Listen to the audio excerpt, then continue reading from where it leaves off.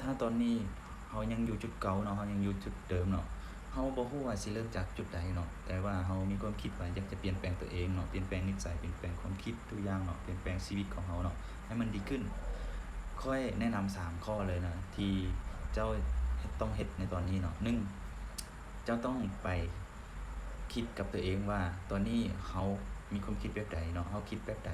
กับตัวเองเนาะและ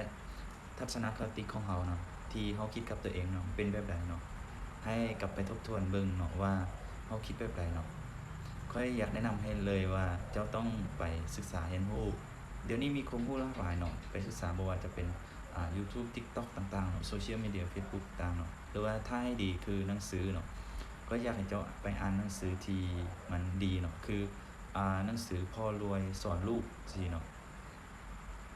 พ่อรวยสอนลูกจังซี่เนาะให้ไปอ่านเลยเนาะบ่ว่าจะเป็นภาษาไทยภาษาลาวก็มีแปลเนาะถ้าผู้ใดยังบ่ฮู้ว่าปึ้มตัวนี้มันหาซื้ออยู่ไสเนาะถ้าผู้ใดยังบ่ฮู้เนาะก็เสิร์ชหาในFacebook ก็ได้เนาะใน TikTok ก็ได้ก็มีคนขายเนาะถ้าผู้ใดยังบ่ฮู้เนาะก็ทักถามกันถามค่อยก็ได้ค่อยสิส่งปึ้มตัวนี้ไปให้เนาะและข้อที่2เนาะถ้าเจ้าเป็นคนหนึ่งที่ยังบ่ฮู้เรื่องการดำเนินชีวิตเนาะหรือว่าการวางแผนชีวิตว่าเขาจะไปได้ถูกทางบ่หรือว่าบ่ถูกทางเนาะเขายังสงสัยกับตัวเองว่าถ้าเราไปทางนี้แล้วมันจะเวิร์กบ่หรือว่ามันจะดีบ่เนาะให้กลับไปถามตัวเองคืนว่าถ้าเจ้าจะเดินทางนี้เนาะเจ้าต้องมันมีผลกระทบหยังกับเจ้าเนาะแล้วถ้าเจ้าเลือกเส้นทางนี้เนาะมันจะเสียอิสระหยังแด่เนาะในการเดินทางเส้นนี้เนาะและถ้าเขามีเส้นทางเลือกทางเดียวเลยแล้วเขาจะตัดสินใจแนวใดเนาะในความคิดตอนนี้คือเขาจะยุ่งเลยแม่นบ่แต่ว่าถ้าเขาจะตัดสินใจง่ายๆคือเขาบ่ต้องไปเฮ็ดทางเดียวก็ได้ขอแต่เขามีทางเลือกที่หลากหลายเนาะก็แต่เขาเฮ็ดในสิ่งที่มันเป็นไปได้เนาะและสิ่งที่มันมีโอกาสที่เขาจะพาเราไปฮอดจุดๆๆนั้นเนาะแล้วเฮ็ดแนวใดให้ตัวเองดีขึ้นก็เราก็ไปเลยเนาะบ่ต้องสนบ่ต้องแคร์คำที่คนอื่นเว้าเนาะและอันที่3อันนี้ก็คือข้อสำคัญเลยเนาะถ้าเจ้ามีเป้าหมายมีแผนชีวิตที่อยากจะไปฮอดจุดนั้นเนาะให้เจ้าเริ่มวางแผนเนาะวางแผนเรื่องการเงินเนาะถ้าเจ้าบ่รู้เรื่องการเงินคือ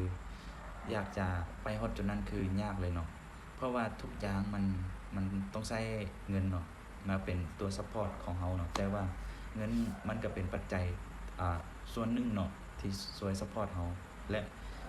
เจ้าเคยสงสัยบ่ว่าทุกคนแต่ละทุกมื้อนี้นะเป็นหยังเขาจึงดิ้นรนหาเงินก็เพราะว่าเงินมันสามารถซัปพอร์ตเราไปฮอดจุดนั้นได้เนาะบ่ว่าเจ้าจะต้องการหยังหรืออยากได้หยังมันก็ต้องใช้ตัวนี้มาใช้แม่นบ่และถ้าเราบ่รู้เรื่องการบริหารจัดการเงินนี่ถือว่ามันไปจัดช้าเลยเนาะโคตรช้าเลยหรือว่าจะยากเลยการที่เราจะไปฮอดจุดนั้นเนาะมันยากขึ้นเนาะและถ้าเรารู้เนาะแน่นอนเจ้าอาจจะไปทีละขั้นคือขั้นใดขึ้นเนาะเขาจะไปทีละขั้นไปเนาะมันก็ไปฮอดจุด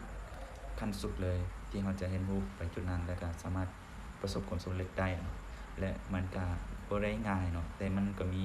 ความพยายามความอดทนของเรานี่แหละที่จะต่อสู้เรียนรู้พัฒนาตัวเองเนาะให้ไปฮอดจุดนั้นได้เนาะเราต้องพัฒนาและเอนจอยกับสิ่งที่เราเฮ็ดเนาะถ้าเราบ่เอนจอยหรือว่าบ่มีความสุขในกับสิ่งที่เราเฮ็ดนั้นมันก็ยากเนาะแต่